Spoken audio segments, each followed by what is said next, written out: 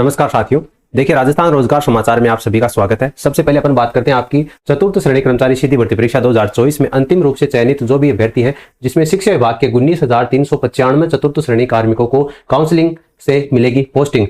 27 से लेकर 30 जुलाई तक आपकी काउंसलिंग है और 31 जुलाई को आपका जो ज्वाइनिंग लेटर है वो आपके हाथ में आ जाएगा। उसके बाद में आप 1 अगस्त से लेकर के 21 अगस्त के बीच में कभी भी ज्वाइन कर सकते हैं। तो इसमें आपके नॉन टीएसपी के लिए 16,411 अभ्यर्थी हैं शिक्षा विभाग में और टीएसपी क्षेत्र के लिए 2,984 कैंडिडेट है। तो टोटल आपके लगभग 19,500 के समथिंग कैंडिडेट है। जिन भी कैंडिडेट को जिला आवंटन में बढ़ते समय अगर कोई दिक्कत आ रही है, ओटीपी नहीं आ रही है, तो वो अपना मोबाइल नंबर चेंज कर सकते हैं।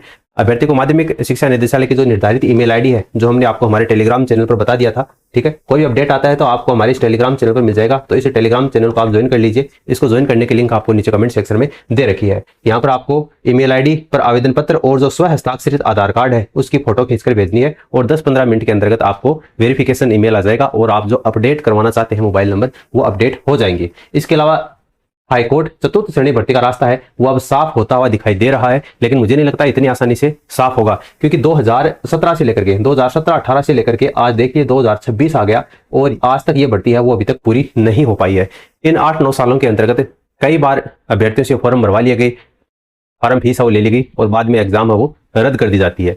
तो राजस्थान हाईकोर्ट की चतुर्थ श्रेणी कर्मचारी भर्ती परीक्षा की तारीख अब जल्दी ही घोषित होने की उम्मीद है। लंबे समय से अटकी इस भर्ती को लेकर हाईकोर्ट और सरकार के बीच में सेवा नियमों को लेकर मतभेद है। हाईकोर्ट यह चाहता था कि इंटरव्यू के लिए पहले 10वीं पास अभ्यर्थियों को प्राथमिकता दी जाए, जबकि सरकार का यह कहना है कि भर्ती में योग्यता के आधार पर भेदभाव नहीं किया जा सकता। बस इसी तकरार को लेकर यह भर्ती है वो 8-9 साल हो गए लगातार फॉर्म भर लिए जाते हैं और उसके बाद में आपकी रद्द कर दी जाती है। तो देखते हैं आगे क्या होता है। कोई भी अपडेट आएगा तो सूचना आपको प्रोवाइड करवा दी जाएगी। निजी रॉकेट भेजने वाला भारत तीसरा देश बना है। दरअसल और भी बहुत सारी खबरें चल रही हैं, उन खबरों के बीच में ये खबर है, वो ऐसी खबरें कई बार दब जाती हैं, लेकिन ये आप सभी के लिए गर्व करने वाला पल है। भारत दुनिया में ऐसा तीसरा देश बन गया है, अमेरिका और चीन के बाद में भारत दुनिया में ऐसा तीसरा देश बन गया है जो कि प्राइवेट सेक्टर में 450 किलोमीटर पृथ्वी की जो निचली कक्षा है, जिसको लो अर्थ ऑर्बिट बोलते हैं, उसमें प्रक्षेपण करने वाला भारत तीसरा देश बन गया है।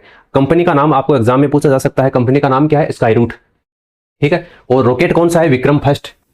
और 450 किलोमीटर दूर स्थापित किए गए 6 उपग्रह, ये भी आपसे पूछा जा सकता है, ठीक है। पूरी युवा टीम है, बिल्कुल 28 साल इनकी औसत उम्र है। एक कमरे से इन्होंने शुरू किया था 2018 में। पहले ये दोनों इसरो में ही काम करते थे, बाद में इसरो से इन्होंने रिजाइन दे दिया। 2018 में अपने खुद की कंपनी शुरू की जिसका नाम है स्काई रूट और 8 साल में आज ये कंपनी 10,600 करोड़ रुपए की बन गई है। ये कितनी बड़ी कामयाबी है, इस बात का अंदाजा आप इस बात से लगा सकते हैं। जब भी स्पेस की बात आती है तो इलॉन मस्क का नाम है वो सबसे पहले आता है, ठीक है, क्योंकि काफी बड़ी उपलब्धियां उन्होंने हासिल की है। लेकिन उन्होंने भी जब अंतरिक्ष में इस तरीके की सैटेलाइट भेजने की बात आई तो 5वें प्रयास में जाकर इलॉन मस्क इस कारनामे को पूरा कर पाया था। और भारत की प्राइवेट सेक्टर की जो कंपनी है, इसने अपने पहले ही प्रयास में यह सफलतापूर्वक लो अर्थ ऑर्बिट में यह जो सैटेलाइट है वो इन्होंने लॉन्च करके अपना इतिहास है वो रच दिया है। तो चीन और अमेरिका के बाद में भारत यह कारनामा करने वाला दुनिया का तीसरा देश बन गया है।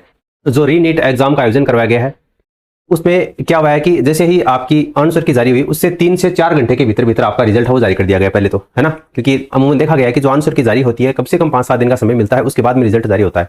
तो जैसे ही आंसर की जारी की गई उससे 3-4 घंटे के बाद में तुरंत रिजल्ट है वो जारी कर दिया गया। चलो कोई बात नहीं, लेकिन जैसे रिजल्ट जारी किया गया तो अभ्यर्थियों को बड़ा अंतर देखने को मिला है। 17 जुलाई को जैसे रिजल्ट जारी हुआ तो एक अभ्यर्थी ने परिणाम देखा तो 720 में से 605 अंक थे 17 जुलाई को जब इसने अपना रिजल्ट देखा। फिर 18 जुलाई को दोबारा इसने अपना रिजल्ट देखा तो 720 में से 60 अंक कर दिए गए, यानी कि जहां पर रैंक आपकी 9,551 थी वो रैंक अब 18,76,324 पर पहुंच गई है। कई कैंडिडेट के साथ में ऐसा देखा गया है, लेकिन जब विभाग से स्पष्टीकरण मांगा गया तो विभाग ने कहा कि कोई तकनीकी खराबी हो सकती है। इस तकनीकी खराबी के चलते कितने बच्चों का भविष्य खराब हो जाता है ये तो बच्चे ही जानते हैं। इसके अलावा आने वाले समय में आरपीएससी की अब जो परीक्षाएं हैं वो आपकी ऑनलाइन मोड में हो सकती है। जो आपकी आरपीएससी फर्स्ट ग्रेड है, सेकंड ग्रेड है और भी तमाम भर्ती परीक्षाएं हैं वो ऑनलाइन मोड में करवाए जाने को लेकर विचार चल रहा है। आरपीएससी के जो कार्यवाहक अध्यक्ष हैं लेफ्टिनेंट कर्नल राठौड़, इनके कार्यकाल का 1 महीना पूरा हो चुका है और इन्होंने कहा है कि कंप्यूटर आधारित जो परीक्षाएं हैं उनका दायरा बढ़ाने की तैयारी की जा रही है और भी कई एजेंसियां हैं जिसके माध्यम से समन्वय बिठाने का प्रयास किया जा रहा है।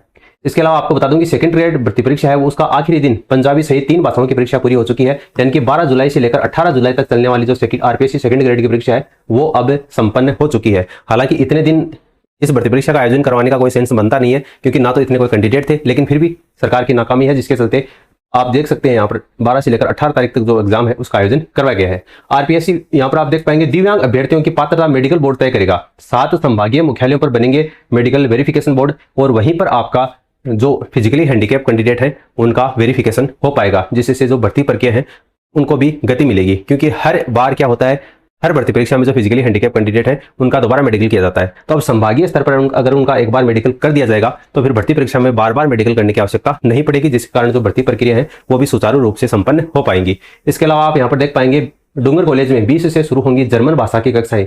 पहले दिन होगा ओरिएंटेशन, यानी राजस्थान में आपकी जर्मन और जो फ्रेंच भाषाएं हैं उनकी कक्षाएं शुरू हो रही हैं, लेकिन राजस्थान में होकर के अपन राजस्थानी भाषा है उसको बढ़ावा नहीं दे रही हैं। आप देख रहे होंगे कि वर्तमान में फिलहाल ये काफी सुर्खियों में चर्चा का विषय बना हुआ है कि राजस्थान के सिलेबस में अब मराठी भाषा को शामिल किया गया है। हालांकि अच्छी बात है, विविधता में एकता वाला देश है अपना, मराठी को भी शामिल करना चाहिए, तेलुगु, तमिल, मलयालम, सभी कन्नड़, सभी को शामिल करना चाहिए। लेकिन राजस्थान में होकर के अपन राजस्थानी भाषा को पाठ्यक्रम में शामिल नहीं कर रहे, उसके बावजूद दूसरे राज्यों की भाषाओं को शामिल कर रहे हैं, तो कहीं ना कहीं ये राजस्थान सरकार के लिए सोचने वाला विषय है। बाकी आपकी क्या राय है इसके ऊपर आप नीचे कमेंट सेक्शन में कमेंट करके जरूर बताना। इसके अलावा एसईटी राज्य पात्रता परीक्षा के आवेदन है वो अब आप 31 जुलाई तक कर पाएंगे। परीक्षा जो है वो आपकी 13 सितंबर को होगी और शेट के लिए आवेदन है वो आप 31 जुलाई तक कर पाएंगे। 13 सितंबर को सुबह 11 बजे से लेकर 2 बजे तक आपकी एग्जाम होगी।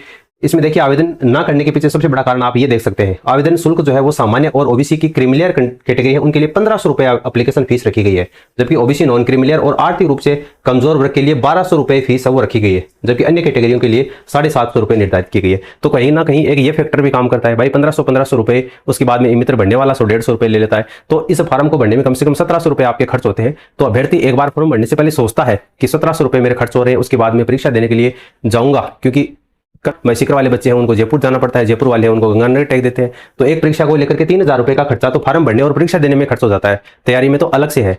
तो कहीं ना कहीं सरकार को यह सोचना चाहिए कि इतने फॉर्म फीस करने के बाद में अभ्यर्थी कैसे फॉर्म भरेगा। डाक विभाग की जो फ्रेंचाइजी स्कीम 2.0 शुरू हो चुकी है, आप देख सकते हैं यहाँ पर डाक का जो कार्य है वो भी अब प्राइवेट कंपनियां करेंगी, है ना। डाक वितरण के लिए 10वीं और बुकिंग के लिए 12वीं पास अनिवार्य है। तो अगर आप डाक का काम करना चाहते हैं तो इस तरीके से युवाओं के लिए सुनहरा मौका है, डाक विभाग आपको फ्रेंचाइजी देगा और कमीशन के साथ में आपको स्वरोजगार मिलने वाला है। इसके अलावा जो महात्मा गांधी स्कूल है, English medium school, A for Apple तो उनको आया नहीं, तो फिर याद आया कि कैसे कबूतर भी होता है, इसलिए खाली क्लासरूम को देखकर अब ये फैसला लिया गया है। 346 महात्मा गांधी जो अंग्रेजी स्कूल है वो फेल होती गई और अब हिंदी में वहां पर पढ़ाई होगी, ठीक है ना। ए फॉर एप्पल सिखाने के चक्कर में बच्चे कैसे कबूतर बोलना भी भूल गए। लगातार नामांकन घटता जा रहा है, शिक्षकों में वृद्धि होती जा रही है, तो कहीं ना कहीं ये चिंता वाला विषय है। सरकारी स्कूलों में शिक्षक तो बढ़े लेकिन छात्रों का नामांकन है वो लगातार घटता गया, जिसके कारण 346 महात्मा गांधी अंग्रेजी स्कूल हैं उनको भी अब हिंदी मीडियम में बदलने का फैसला लिया जा रहा है। राजस्थान में 12वीं पास युवाओं के लिए समान पात्रता परीक्षा का मौका है। 23 से 25 अक्टूबर 2026 को ये आपकी एग्जाम होगी 12वीं लेवल की सीईटी, और 23 जुलाई तक आप इसके लिए ऑनलाइन आवेदन कर सकते हैं। वहीं ग्रेजुएशन लेवल की जो सीईटी है उसको आप यहां पर देख पाएंगे 2 अगस्त 2026 तक आप इसके लिए ऑनलाइन आवेदन कर सकते हैं, और 1 से लेकर 3 दिसंबर 2026 तक इस भर्ती परीक्षा का आयोजन किया जाएगा। और आने वाले समय में अब 10th लेवल की जो सीईटी है उसके ऊपर भी विचार चल रहा है। आपके जो भी विचार है वो आप नीचे कमेंट सेक्शन में कमेंट करके लिख सकते हैं। मिलते हैं अपन नेक्स्ट वीडियो में, धन्यवाद।